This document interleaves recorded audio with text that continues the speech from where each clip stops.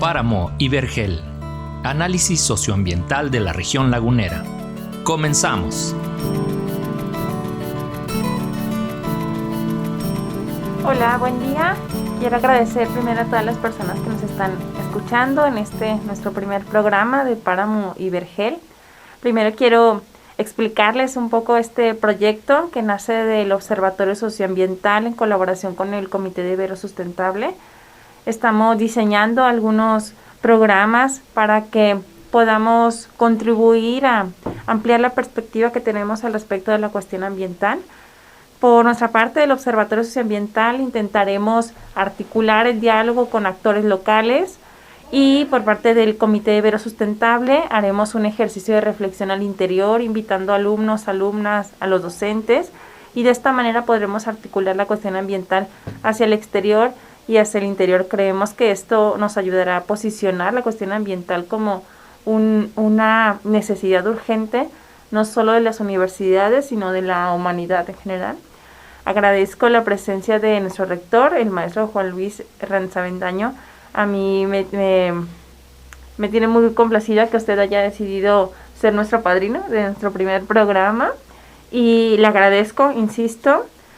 La intención de invitarlo es para que también se ofrezca una bienvenida a quienes nos escuchan, por supuesto, pero también posicionar, insisto, la cuestión ambiental en la opinión pública como de urgente necesidad, no solo para las universidades, sino para la humanidad, pero reflexionándolo también desde los espacios universitarios, que son en los que las personas se forman y encuentran una manera de ver el mundo. Muchas veces pensamos que una carrera nos va a permitir encontrar una forma de subsistencia, pero también es una forma de reflexionar el mundo desde una trinchera. Y me gustaría platicar con usted sobre la cuestión ambiental desde la universidad, partiendo de las preferencias apostólicas, cómo se encuadra la cuestión ambiental dentro de las preferencias y la importancia de escritos, de textos tan nobles y tan contundentes como el cuidado de la casa común de Laudato Si. Gracias, Midi. En primer lugar, agradecer la invitación a esta inauguración de esta aventura radiofónica que van a tener. Felicitar tanto al Observatorio Socioambiental como a la Comisión de Sustentabilidad de la Universidad por unir esfuerzos para efectivamente visibilizar y ojalá también de estos espacios de radio puedan salir cierto tipo de compromisos para la acción, que la reflexión lleve a la acción en torno a la incidencia ambiental. Efectivamente, las universidades jesuitas particularmente estamos comprometidas con el cuidado de la casa común, que es una de las 4 preferencias apostólicas que tienen todas las obras jesuitas en el mundo. Y el cuidado de la casa común tiene evidentemente muchas dimensiones, tiene muchos ámbitos de acción y muchos espacios de incidencia. Creo que en la laguna particularmente aparece en primerísimo lugar la importancia de revisar toda la agenda relacionada con la gobernanza integral del agua.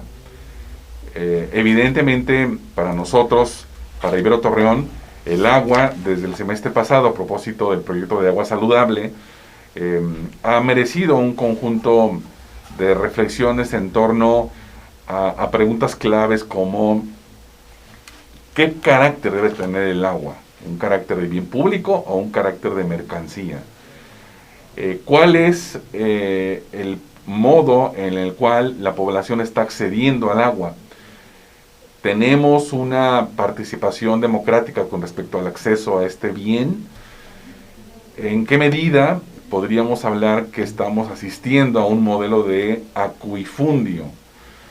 ¿Desde qué perspectiva podríamos señalar que el agua que tomamos está completamente limpia?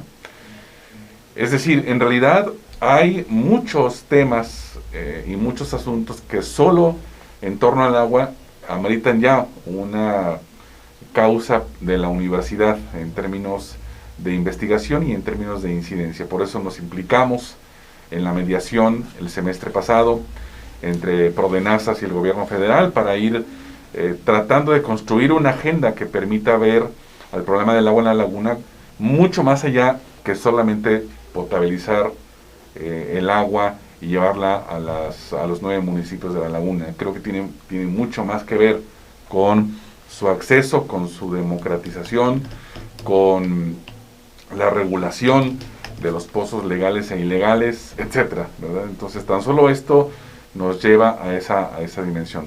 Otra dimensión, me parece ambiental y ecológica importante, es la calidad del aire.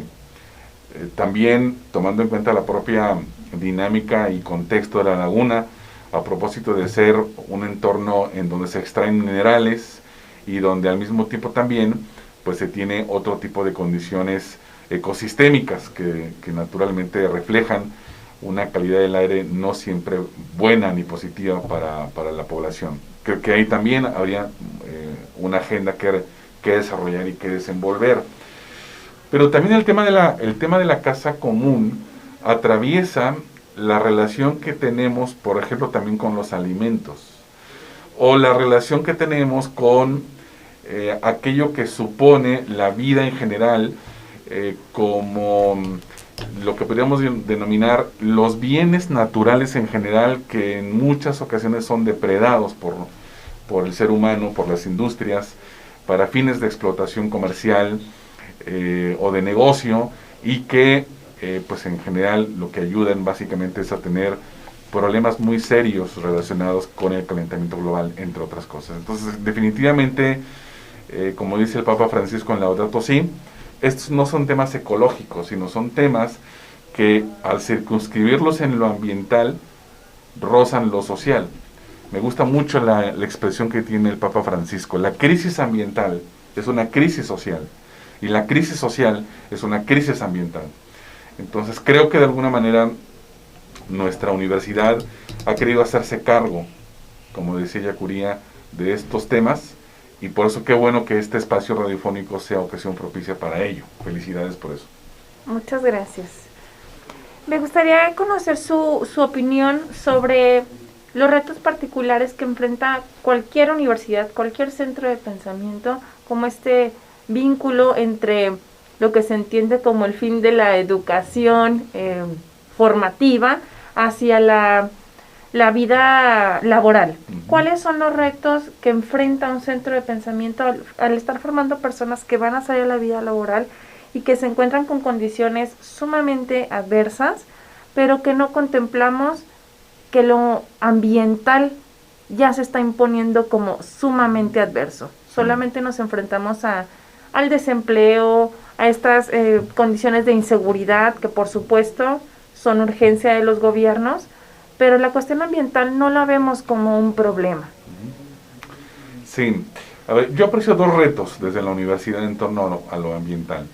El primer reto es que como campus, como espacio de formación, como claustro de profesores, etcétera, seamos coherentes y consistentes con una agenda ambiental, empezando por casa. Entonces eso supondría que lo que nosotros queremos que suceda afuera tendría que suceder adentro. Yo pienso que uno de los retos más importantes de las universidades es el que no seamos candil de la calle y oscuridad en la casa, porque creo que muchas veces las universidades, y quizás a lo mejor nos hacemos cargo nosotros de nosotros, es decir, que nosotros podemos tener un cierto tipo de discurso que está orientado hacia afuera, y a lo mejor hay que revisar si ese discurso lo cumplimos adentro. Por eso me parece muy importante que hayamos podido entrar al ranking global de campos sustentables para poder medirnos en las diferentes dimensiones de la sustentabilidad en donde vivimos, es decir, en el campus, en qué vamos bien, en qué vamos dando pasos importantes, pero en qué no. Y ahí han aparecido algunos elementos muy relevantes. Por ejemplo, el tema de la movilidad es uno de los temas en el cual todavía estamos muy enganchados al dióxido de carbono, dependemos mucho de la movilidad en coche. También tenemos una reflexión muy importante en torno a en qué medida también los propios estacionamientos van dando paso a estacionamientos de bicicletas. En qué medida podemos favorecer la movilidad no motorizada de llegada a la universidad, etcétera, ¿verdad? Entonces digamos que Por un lado, uno de los retos más importantes es que nuestra casa sea sustentable, que en nuestra casa el medio ambiente aparezca como prioridad y que en nuestra casa alumnos y profesores y colaboradores de la universidad tengamos el hábito de la sustentabilidad. Y claro, como hemos dicho otras veces, a lo mejor lo tenemos en el discurso, pero necesitamos llevarlo en el hábito. Si eso lo tenemos, a mi juicio, razonablemente trabajado y profundizado, entonces sí podríamos ir al exterior y a la realidad para poder con convicción y con ética moral decir, pues ahora toca esto, ¿verdad? Entonces, en ese sentido, el propósito de la universidad es coadyuvar con el sector privado, con el sector público, para sostener una agenda medioambiental. Yo pienso que en términos generales, cada vez más los gobiernos están haciendo de alguna manera un hueco para las agendas ambientales de política pública. Veamos ahora, en este momento, John Kerry, enviado de Joe Biden, ha venido a México para discutir con el gobierno de López Obrador el tema de la reforma eléctrica y particularmente lo que se refiere con las energías renovables. Entonces, quiere decir que en este momento se hace política a partir de las energías limpias o a partir de la agenda de las energías limpias. Independientemente de la discusión que hay en torno a las empresas que están siendo protagonistas de esta energía y lo que supone, digamos, en términos, incluso en algunos casos, como intervención no apropiada de transnacionales en algunos lugares de México, lo que es cierto es que la agenda medioambiental se está convirtiendo cada vez más en política pública. Eso quiere decir que los gobiernos locales, nacionales, ya no pueden eximirse de esto. Cada vez más las obras públicas necesitan tener algo muy importante, impacto ambiental. Ahora también, el día de hoy aparece una nota en los diarios nacionales en el sentido de que el Tren Maya necesita publicar su impacto ambiental. Entonces quiere decir que en realidad hoy ya no pueden escaparse las políticas públicas ni los gobiernos de la agenda ambiental. Y que a lo mejor ahora lo hacen un poco a regañadientes, pero creo que a nosotros nos tocará seguir insistiendo en coadyuvar, empujar y acompañar a diferentes actores que no suelten no solamente la agenda pública con perspectiva ambiental, sino que en realidad la perspectiva ambiental aparezca en el centro de la política pública, porque todavía podría aparecer como sectorialmente, no como transversal a un conjunto de políticas de todo tipo. Entonces, por eso yo pienso que afortunadamente la universidad tiene mucho que hacer, adentro y afuera. Muchas gracias. Me gustó mucho esta palabra que comentó, ética, la ética moral, que es frecuente que hagamos una separación, que veamos al medio ambiente. Yo doy la clase aquí de Derecho Ambiental. Cuando pregunto sobre el medio ambiente, es frecuente que los alumnos y las alumnas lo vean como algo separado, algo que no corresponde a nosotros, algo que es ajeno, que solamente obtenemos recursos naturales, hay un proceso y obtenemos algún satisfactor. No tenemos esta relación, no lo articulamos, y creo que esto tiene que ver mucho con la ética. No consideramos que el uso de los recursos tenga que ver con una ética de manera personal, pero tampoco vemos que nuestras autoridades lo hagan. Desde los espacios universitarios, ¿cómo podemos fortalecer estos procesos de reflexión que impacten en la ética personal de los alumnos y las alumnas que van a salir y que probablemente sean autoridades, que probablemente sean empresarios, que esperamos, por supuesto, que les vaya muy bien aquí en la universidad, pero cómo podemos fortalecer ese proceso personal? Así es. Mira, voy a poner un ejemplo muy puntual. Hace algunos días tuve oportunidad de reunirme con la nueva secretaria de gobierno del nuevo ayuntamiento de Torreón, Natalia Fernández, y ella es egresada nuestra de Derecho, no hace mucho tiempo, y me compartía que una de las materias que más le impactaron en su formación fueron las materias de ARU. Entonces yo decía, oye, te voy a invitar a la universidad para que les des una charlita a los alumnos de ARU, porque luego muchas veces se quejan cuando toman las materias de ARU que no tienen que ver nada con su carrera, y etcétera, etcétera. Y ahora que ella es la número 2 en términos de responsabilidad en este territorio importante de Torreón, pues qué importante justo ver esto que tú decías, es decir, cuando pensamos y visualizamos nuestros exalumnos alguna vez estarán tomando decisiones importantes, pues ahí está, ya están ahí en la Secretaría de Gobierno, y efectivamente, por eso creo que nuestros exalumnos, muchos de ellos están teniendo presencia e incidencia pública en muchos lugares, en el Poder Judicial, en los gobiernos locales, en los gobiernos nacionales, en los congresos, en las empresas, con sus propias empresas. Entonces, todas y cada una de ellas, y cada uno de estos ámbitos, los apremiarán siempre en términos de dilemas, siempre. Es lo que siempre comparto con ellos. Siempre tendrán dilemas, y en esos dilemas aparecerá en qué medida el medio ambiente aparecerá como posibilidad de intervenir o no, en qué medida lo saco o lo meto, en qué medida esta decisión que voy a tomar sobre una política pública es ética o no. Entonces, yo pienso que estamos en tiempos donde lo ético y la moral no necesariamente gozan de cabal salud. Son, digamos, dimensiones que la sociedad se ha ido encargando de mandar muy a la periferia. Pero no por eso no por ello significa que nosotros dejemos de insistir en la importancia de que regresen a la centralidad en la toma de decisiones, porque eso al final hace mejores sociedades. Cuando nosotros lanzamos a la moral y a la ética a la periferia de la vida, hacemos muy mala la vida. Todos la sufrimos, porque evidentemente al estar en una interacción social, las personas todos los días tomamos decisiones cotidianas muy relevantes, y por eso la ética y la moral son muy importantes, no en clave de lo que solemos entenderlas como frases canónicas, no matar, no robar, etcétera, sino que la ética por lo menos nos permita siempre preguntarnos, ¿lo que estoy haciendo o lo que voy a hacer es correcto? ¿A quién va a beneficiar? ¿A quién va a perjudicar? Preguntas, ¿verdad?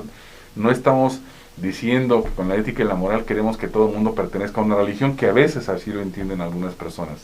Estamos diciendo que las personas hagan discernimiento, que las personas se pregunten a la hora de tomar una decisión qué está detrás de esa decisión.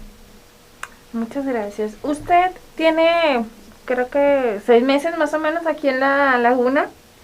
Me gustaría conocer cuál es su opinión como foráneo, que esperemos que esté por aquí mucho tiempo, pero cuál es su opinión como foráneo, ¿qué encuentra en la región lagunera? ¿Qué encuentra positivo? Vamos a hablar de cosas positivas. Sí. ¿Qué encuentra positivo en la región lagunera que nos permita poder superar estos problemas ambientales tan graves que nos aquejan, como uno de los más importantes, el agua, la calidad del aire, la pérdida de nuestra biodiversidad? Sí. Usted como foráneo, desde su formación, ¿qué ve que nos puede salvar a la región lagunera? Sí. Mira, aprecio que hay 3 condiciones que son favorables o que son positivas para hacer una agenda de mayor impacto en la región.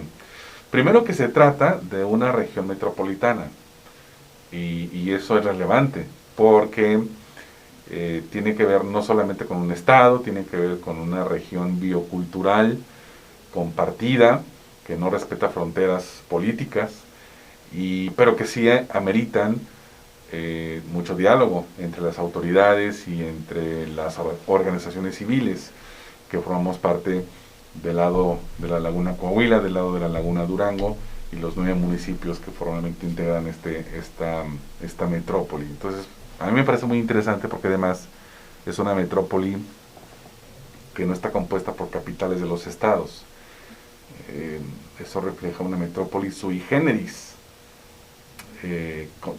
digamos, muy ella, diríamos. Es una zona y es una región muy particular.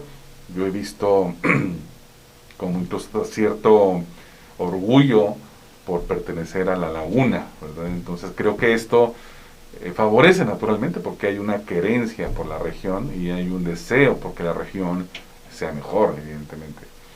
Aprecio también que hay mucha, vamos a decirlo así, actividad intermedia, es decir, asociaciones civiles, que supongo que al calor de la violencia que tuvo la región surgieron, pero veo muchas asociaciones que están preocupadas por estos temas que a nosotros nos preocupan también.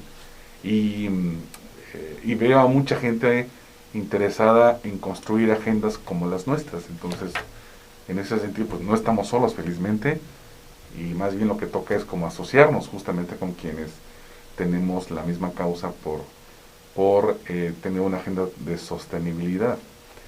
Y eso quiere decir, por lo tanto, que me anima la cantidad de actores sociales y civiles que he visto que están muy interesados en apretar agendas medioambientales.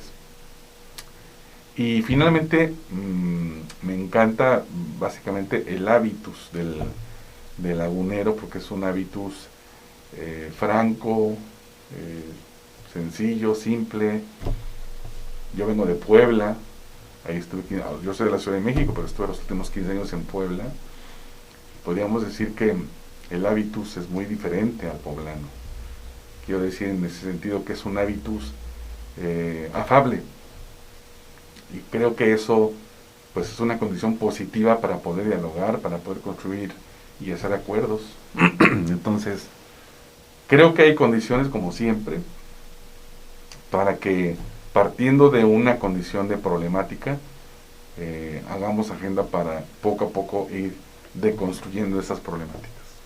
Muy bien, muchas gracias. Para concluir, me gustaría que usted como rector compartiera con las personas que nos escuchan qué es lo que hemos hecho como universidad hasta ahorita respecto al medio ambiente, qué cambios hay en la universidad. Bueno, yo que trabajo aquí me doy cuenta de esos cambios, pero me gustaría que los compartiera. ¿Y cómo imagina la universidad los próximos 10 años? ¿Qué otros cambios podemos hacer? ¿Qué más retos tenemos? Sí, muy bien, muchas gracias. Pues mira, apuntaría 3 muy importantes. La creación de nuestro Observatorio Socioambiental, que me parece muy relevante porque finalmente asume una condición de investigación-acción desde la universidad.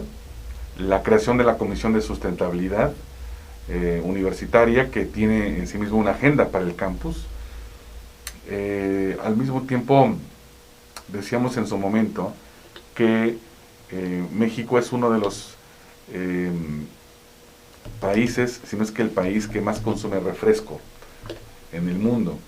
Y decíamos que nosotros tenemos que ir poco a poco, no solamente atendiendo una agenda de salud con respecto a la relación con las bebidas azucaradas, sino también con los plásticos, con las bebidas que están generalmente en plásticos.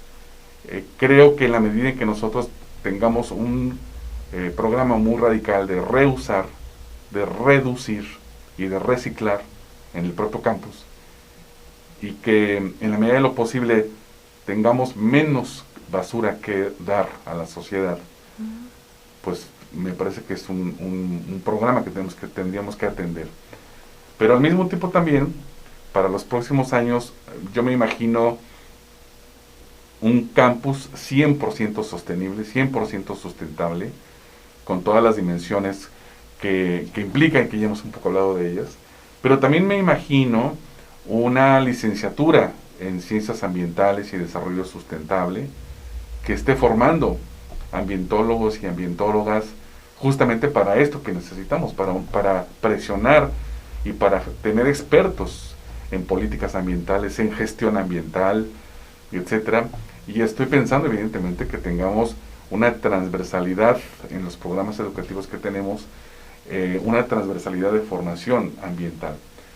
De hecho, tengo que compartirles que he recibido una carta el día de antier del padre provincial de la Compañía de Jesús en México, en la cual está dirigiendo una invitación para que cada obra de la Compañía de Jesús nombre a 4 personas para integrar una suerte de articulación nacional de ecología integral desde la Compañía de Jesús.